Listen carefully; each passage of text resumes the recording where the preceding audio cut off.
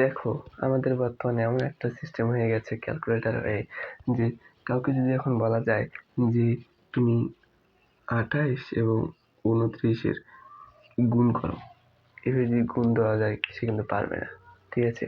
তো আমি এখানে চেষ্টা করব গণিত ক্লাস নেওয়ার সময় সর্বোচ্চটুকু ভালোভাবে শেখানো এবং হাতে কলমে শেখানো, যার কারণে ক্যালকুলেটর ছাড়াও, ক্যালকুলেটর টিপলে কিন্তু মনে করো টিপতে অনেক সময় অনেক ভুল হতে পারে, কিন্তু এইখানে তোমার ভুল হবে না। ঠিক আছে? তুমি ক্যালকুলেটর কোন জায়গায় ব্যবহার করতে পারো, আবার মনে করো অনেক ক্ষেত্রে ব্যবহার করতে দিল না, বা এইটাও কিন্তু তোমার যখন করবা তখন অনেকটা আইডিয়া হবে। এগুলো হচ্ছে বেসিক ধারণা। ঠিক আছে? তুমি বইয়ের যাও, তোমাদের সর্বনিম্ন যে বেসিক ধারণাটা আছে না, তোমাকে এগুলো রাখতে হবে। ঠিক আছে?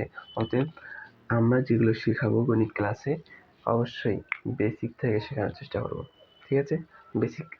বেসিক ক্লাস থেকে নেওয়ার চেষ্টা করব, এবং এই ক্লাসগুলো শীঘ্রই আমরা স্টার্ট করছি। ঠিক আছে? তো আমাদের সঙ্গেই থাকো।